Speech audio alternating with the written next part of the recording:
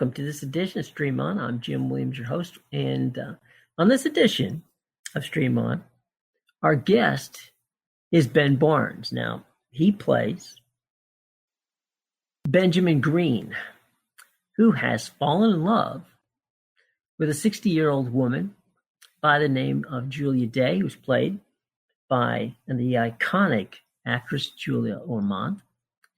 And I can assure you that the effect that this May to December romance has on her already dysfunctional family is amazing. It pushes and challenges every one of them in what, as I said, is basically an amazing show. It forces everyone in the show to look inward and kind of conquer the demons that they have. And here's the cool part about it. You don't know if Benjamin Green is a good guy or a bad guy. You at times think, well, you know what? He definitely is into Julia Day. And other times you wonder if he's just tweaking her family. It is a phenomenal show. It's one worth I highly recommend. And by all means, check it out on Acorn. Now let's take the time to talk to one of its stars, Ben Barnes. Now, little technical situation here, folks, just so we get this off our chest right from the get-go. Ben is joining us from London. There is a bit of a time delay, okay, in our conversation here. So as we speak, if there's just a little bit of a delay, don't let it freak you out. It'll be fine. The answers will come. All right. So a little bit of a technical thing, but then again, we're all dealing with, life being not necessarily in our studios and doing things the way we want to do, but we're going to do a great interview. Ben Barnes with us. Ben, I got to say, Gold Digger is an awesome show. And again, we don't know if you're a good guy or bad guy, but it's a very entertaining show. Well, yeah, I mean, I think what was really interesting about it for me was that, as you say, that you had this draw through the story on a very sort of basic level of, is this guy got an ulterior motive? Is this guy what he purports to be? Is he who he is, or is he something that does he just seem a certain way? And I think it toys with our idea of what masks we wear to come across in certain ways to certain people. And so the challenge for me was to play every scene as if he's somebody who's manipulative and a liar and who has an ulterior motive and an agenda to steal his family's treasure, or whether he's somebody who's just that open-minded and open-hearted and non-judgmental, and it's just that special kind of guy who wants to be loved and love in return, and on the other end of the spectrum, or whether the truth is somewhere in the middle. And I think as you go through the series, you peel back the layers and you reveal these characters' histories and their secrets and their relationships, and I think as you get to know them, then you start to judge the relationships in different ways and ask yourself why you're judging these relationships in the ways that you are and who you relate to as characters. And I think it becomes more and more interesting as you go through. You are having coffee with Julia Ormond, and you're on the terrace, and you're talking about saying, you've got a wonderful, you say, she says lie, you say not exactly, of how, you're going to blow off the day to spend it with her. And the way you explained the lie, I thought was masterful. I literally took notes on it. It was so well framed in that, it's really not a lie, because it's all it has to do with perspective. And it was a very good line, I must say. Then we move forward to your first meeting with the family. And man, that could have been more awkward if it, it was just amazing. I mean, that first meeting with the family, when Sebastian, Patrick he plays Patrick, our son. When Sebastian looks around, at you and starts to order. It says, "No, we're not ready for ordering dinner," and then turns around and finds out that you happen to be the person with whom his mother is having an affair.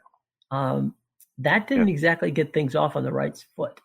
No, I think what's so appealing about the show is that you have these very real, intimate conversations between Benjamin and Julia, and they really delve into, some of the bigger questions about what constitutes a lie, and what do you owe to somebody in terms of revealing about yourself when you meet them, and does withholding parts of yourself count as deceiving them, and these things, these important things. And then we have the fun of being able to say, my family are going to love you, and then cutting straight to a scene where they, are ribbing him and giving him such a hard time, and just judging him, beyond what we ever could have imagined. And so I think it's got it's got that element of fun, that sort of soapy quality of, sort of domestic, what we in the UK we would call a Barney, like these domestic arguments, and and these much more profound sort of conversations about how you live your life that Julia and Benjamin are having through the story. Well, and there's the situation where you and Patrick are just, oil and water. I mean, there's Patrick doesn't want to, be too disrespectful of his mother in public, but he's going through all kinds of personal machinations, and it's like, and you're perfect at tweaking him just the right way. Well, I think what it leads to is an interesting discussion about hypocrisy in Patrick's story, because he wants to be this. He's so desperate to be this upstanding member of society, an upstanding member of his family, and to be a loyal son and a loyal, husband. And meanwhile, he's being tempted by somebody that he works with, and he's not being sort of completely open and honest with his own spouse. And or with his family, and he's being completely judgmental of the relationship between Julia and myself, and trying to investigate that. And so, the nature of hypocrisy kind of comes into it, and why is he judging that when he's not judging himself? And I think we all, could ask those questions of ourselves. Why are we judging the way other people do things and not looking more closely at the way we're doing things ourselves? And I think that those are some of the sort of bigger questions that can come out, that arise out of the story as well. I must say that I've had a massive crush on Julia Ormond all the way back, starting with the movie Sabrina. So you you've got a wonderful co-star in her. She's done such a phenomenal amount of work, well done in movies and television, and it's quite the she plays quite the amazing role in this show, as do you. You do a fantastic job, and you've got a great ensemble cast. Yes, she's terrific. I watched her in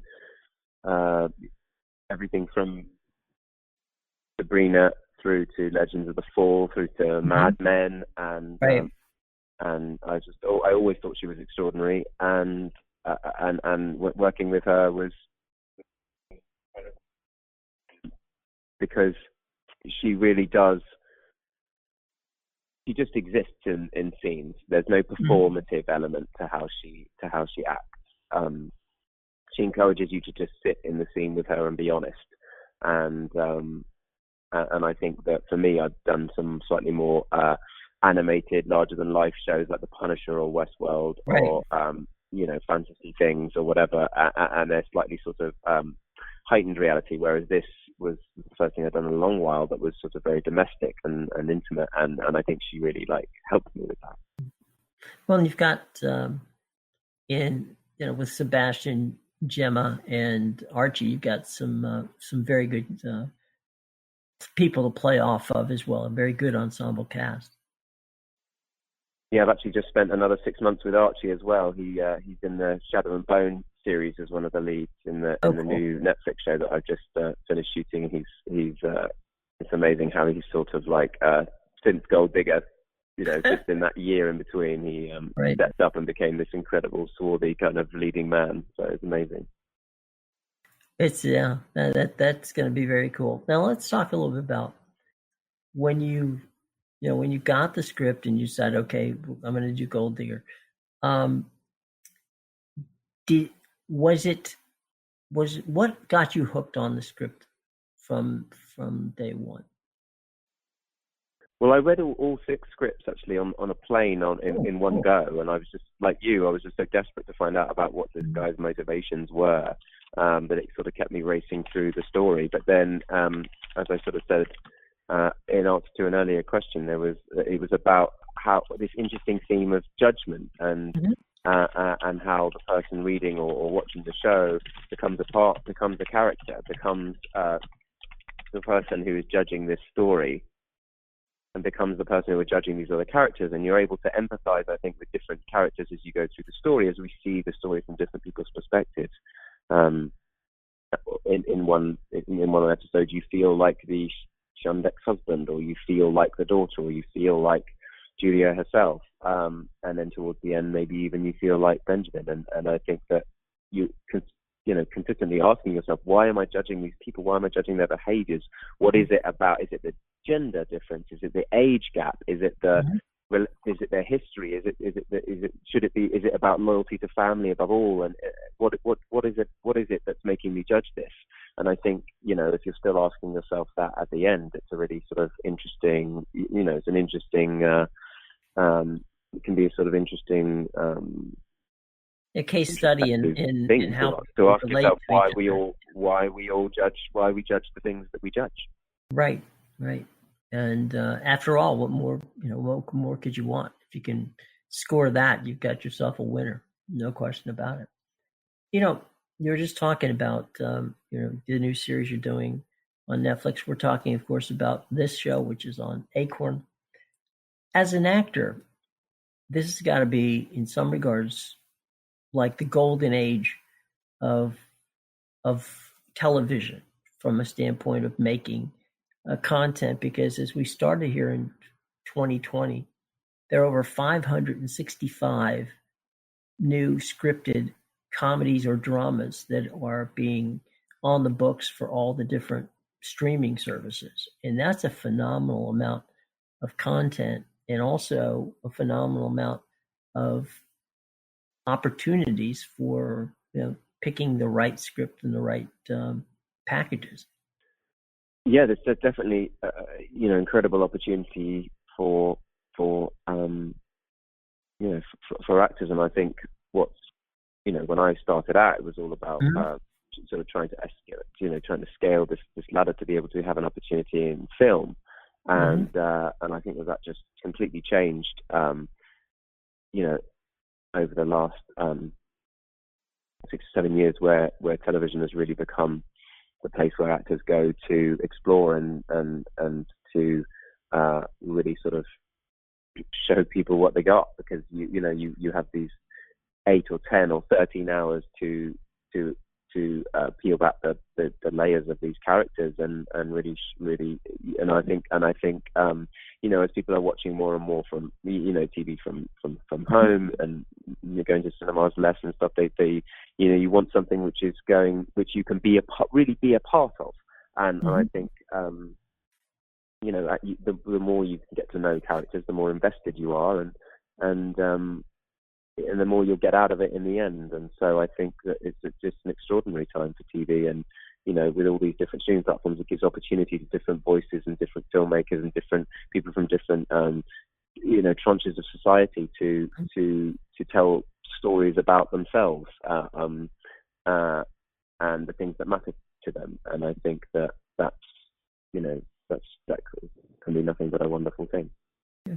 And the other part, Ben, is the fact that with these streaming services like Acorn, we get to see TV from the UK, from Canada, from Australia, from New Zealand, almost in real time, as opposed to in the old days, we would have to wait and hope that it would make it here. And if it did, it was usually a year or 2 years, past.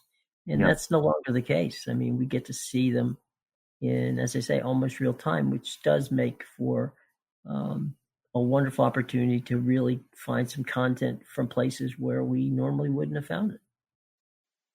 Yeah, and just have conversations, have the conversations be community, world community conversations. Obviously there are countries which are a little bit more limited in terms of what they're allowed to watch, but in general, I think I think it's terrific that we all get to share what kind of TV we're making, and that people from the States can enjoy either kitchen sink British dramas or Swedish murder mysteries or Right. or whatever it might be, films from Spain or India or wherever that speak to things that they can relate to, because we realize how similar we all are. Right, and it also shows the quality of television that's being done all around the world. Yeah, absolutely. Which is a good thing for all of us. Ben, let's as we have to wrap things up here, let's talk about what's coming up with you, and also where we can follow you on social media. So I'm I just finished shooting on the Shadow and Bone TV show, which is a fantasy show based on a set of books by Lee Bardugo and Eric Heisserer, who wrote Arrival, the movie Arrival, and sort of is our chief. He's sewn these books together in a really clever and exciting way, and it's a kind of like Harry Potter-esque, Anna Karenina, Ocean's 11, Peaky Blinders type world, and I'm very excited about that. And I'm not sure when it will be coming out, but we have finished shooting the first series. And then yes, during this quarantine period, I've been keeping busy on on social media, just kind of doing little fun news reports and music projects, and I've got some bedtime story reading things coming up and things like that. Just things to keep me sane, but B, hopefully just put some positive, hopeful little nuggets out into the world. Well, there you go, Ben. Thanks so much for joining us and talking about something we're all going to be excited to see, and that's Gold Digger on Acorn. So welcome. And please come back and join us again, and we'll talk about some of the other projects that you got going as well. Will do. Thank you so much. Lovely to talk to you. Special thanks to Ben Barnes, who stars in Gold Digger, seen on Acorn TV. We'll be back with more of Stream On right after this from BMW, the ultimate electric driving machine. Hey everyone, welcome back to Stream On. I'm Jim Williams, your host. Now, if you're not one of the over 50,000 people who have taken the time to download and subscribe to our podcast, first of all, shame on you. Second of all, we make it simple to do. All you have to do is go to the Apple Store, because we are part of the Apple Podcast family. You can find us at Google Play, because we're part of the Google Podcast family. You can find us on Spreaker, Stitcher, Spotify, as well as TuneIn, iHeart, and of course on YouTube, to name a few. If for some reason you can't find us, well, simple enough. Just go out and type in Stream On with Jim Williams, hit the favorite button or the subscribe button. Each week you'll get a brand new edition of the podcast sent directly to your phone, your iPad, or any type of tablet device you may have, okay? Make it simple. Please go out and do it today. Well, special thanks to our guest, Ben Barnes, who stars alongside the beautiful Julia Ormond in the Acorn original Gold Digger. Check it out. Highly recommend. Hope that you all stay safe, stay well, and we will be with you next week with another edition of Stream On. I'm Jim Williams for the entire Stream On team. Thanks for joining us. We'll see you next week.